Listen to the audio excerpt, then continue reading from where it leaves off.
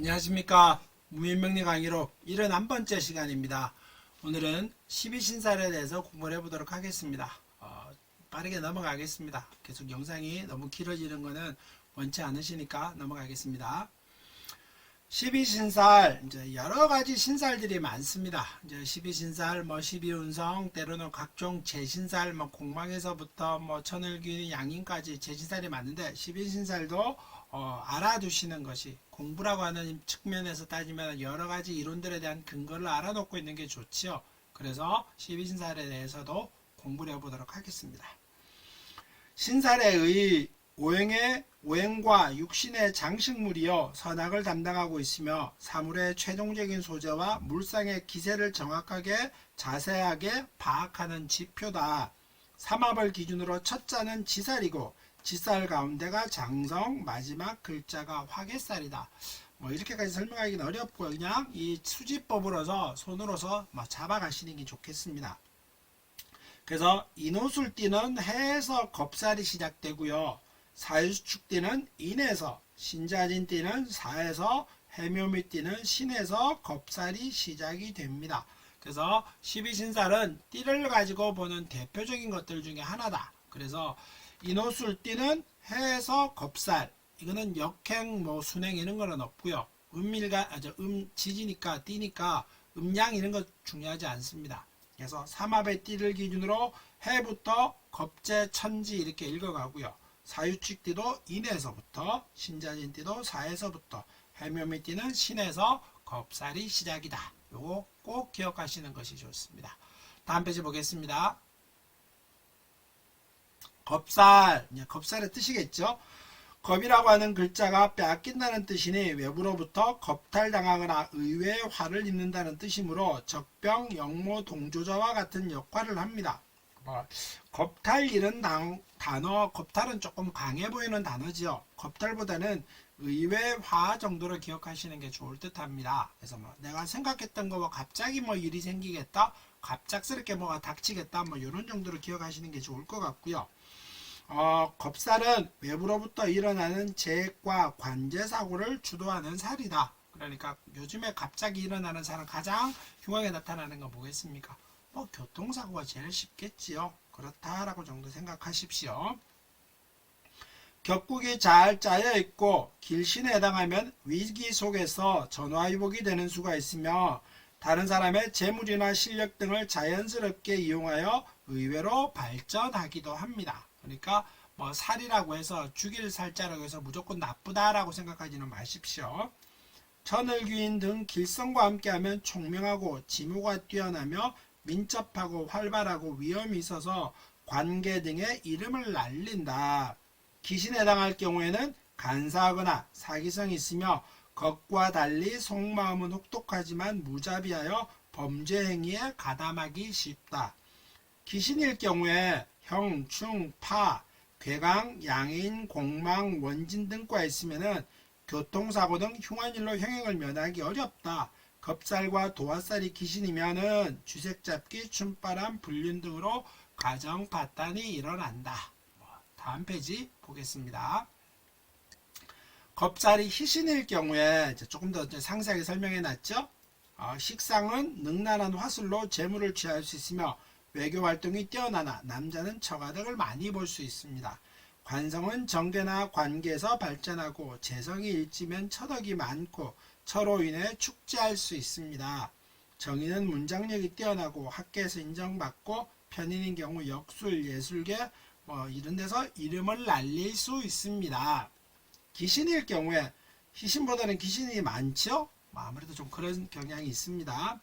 아무래도 왜 전부 다 역학에는 사람들이 하시는 말씀이 좋은 내용보다는 나쁜 내용이 더 많으냐라고 말을 하는데 우리가 바라보는 사람은 100명 중에 한 20명밖에 없고 나머지 80명은 그냥 그렇다 정도 수준이지 않습니까? 그러니까 좋은 게 실제로 조금밖에 없다. 우리가 바라보고 그 사람처럼 닮고 싶은 사람들은 좋고 발전한 사람들이니 그런 사람들은 희신이 많이 있겠지요. 계속 보겠습니다. 식상이면은 글이나 말로 화를 당하거나 남자는 처가로 인해 피해를 당하고 여자는 자식이나 남편으로 인해 재액이 그칠 날이 없으며 재성에 해당하면 처로 인해 손재하거나 화가 미칠 수 있고, 관성에 해당하면 몸을 다치거나 관형을 받을 수가 있습니다. 인성에 해당하면 부모, 문서, 학업으로 문제가 발생하고, 겁살이 여러 개 있으면 재계, 흉함이 배로 증가합니다. 비겁과 같이 있으면 탈재, 손재, 사기, 속성, 속배 등 생각대로 이루어지는 것이 적다. 내가 계획하고 생각한 것들이 있는데 그대로 이루어지는 것이 적다라고 얘기하는 거겠죠. 다음 페이지 보겠습니다.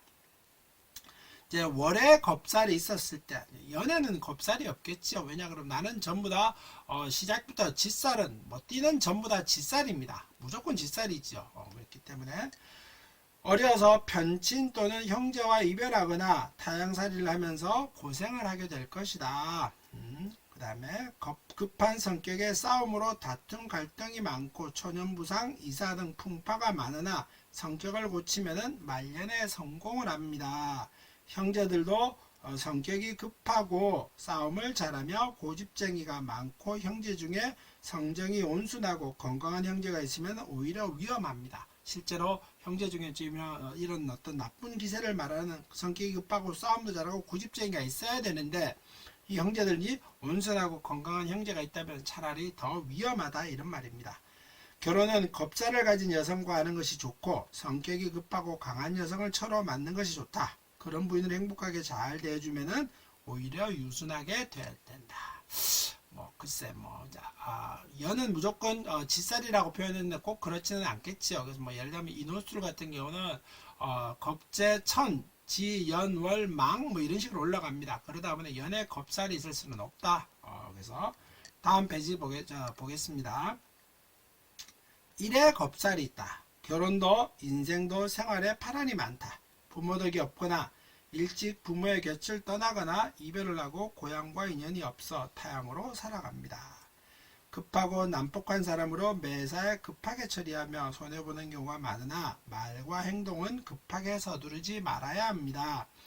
교통사고, 낙상, 수술 등으로 상해가 많으며 그중 한두 번은 큰 부상을 당하기도 하고 흉운일 때는 가해자가 되어 형을 받는 수가 있습니다. 그래서 일지에 겁살이 있었을 때 이제 결혼에 대한 풍파이기 때문에 아무래도 배우자가 나랑 가장 오래 있어야 되는데 풍파이기 때문에 가장 눈에 띈다라고 얘기할 수 있습니다. 다음 페이지 보겠습니다. 시의 겁살, 시주는 자식과 재물, 직업, 인생 말년 등을 말하는데 시의 겁살은 급한 성격이 원인이 되어 교통사고, 폭력, 시비 등으로 사회적, 명예, 재산의 손실이 있습니다. 시의 흉신은 자식이 다치거나 교통사고가 많고 여자는 출생일이 겁살이고 일과 시가 충하여 흉운이면 말년에 교통사고, 남편의 어려움 등이 있을 수 있습니다. 자식이 많으면 겁살의 영향을 적게 받습니다. 파산이 많기 때문에 어렵게 살아갑니다. 겁살은 이제 갑자기 닥치는 일들이니까 갑자기 생각지도 않은 일로 인해서 어려움을 겪을 것이다 이런 말입니다. 다음 페이지 보겠습니다. 이제 제살입니다. 12운성 두 번째죠. 겁재할 때 제살입니다. 재앙할 때 제자죠. 제살은 수옥살이라고 하는데 영모 주동자와 같은 역할을 하며 삼합의 왕기를 충하는 글자로 급격한 재난, 질병, 교통사고, 횡사, 납치, 구속, 송사 등의 관액이 일어납니다. 제살이 목에 해당하면 추락이나 몽둥이에 대해 재해를 당하고 화에 해당하면 분신이나 폭발, 화재를 당하며 금에 해당하면 총검이나 기계로, 수에 해당하면 약물 중독, 익사, 수액을 당하기 쉽습니다. 제살에 해당하는 띠는 피하는 게 좋으며 제살 방향에는 자기를 무시하거나 앙심을 품거나 있는 사람한테는 있는 곳이므로 한마디로 피곤한 상대가 있는 곳입니다. 그러니까 인호술띠 같은 경우는 자방향, 그 다음에 사유축띠 같은 경우는 묘방향, 그 다음에 좌우묘유 방향이 전부 다 제살 방향이지요. 그러니까 그렇게 그 방향에는 나를 골치 아프게 하는 사람이 있다라고 알고 있으시면 됩니다. 제가 제살이 연결되면 돈, 경찰과 연관이 있고요. 여자가 관성이 제살이면 관제로 형행을 당하거나 사고, 질병으로 입원할 수 있다. 다음 페이지 보겠습니다. 월에 제살이 있었을 때 제살은 금전의 손해를 보는 재앙이므로 이를 피한다면 그 다음에는 형액이 닥친다. 미리 알고 조심해야 된다. 몸에는 흉터가 있는 것이 좋으며 시에 파가 있으면 말년에 재산을 탕진하게 되니 재살이 형, 충, 공망, 망신, 월살 등이 있다면 특히 잘 살펴야 한다. 일해재살, 자녀의 신체가 허약할 수 있거나 부부 사이가 원만하지 않고 사고로 수술할 수 있다. 금전적으로 한번 놀랄 일이 있다. 재성과 함께하면 더욱 그렇다. 살과 함께 있으면 관제가 일어날 수 있으나 재과 구설을 항상 조심해야 하고, 여기 이제 귀살이라고 표현을 합니다. 이게 살이라고 하는 게 빠졌는데 이제 나쁜 의미의 살이라는 뜻이겠죠. 뭐 흉한 일이 대비해야 합니다. 뭐 당연하겠지요. 다음에 일지 보겠습니다. 시의 재살, 재산을 모으나 기복과 풍파가 있고 돈을 모으면 다른 어려움을 겪을 수가 있습니다. 시는 자식인데 유산하거나 출생 중에 건강하지 못한 경우가 많습니다. 자식을 기르기 어려우며 성장 후에도 가정교육이 충실하거나 종교를 착실하게 신봉하지 않는 자식이 재앙을 겪을 수가 있습니다. 실제 사주를 한번 볼까요? 병자년, 을미월, 경호일, 무인시에 태어난 여자 사주입니다.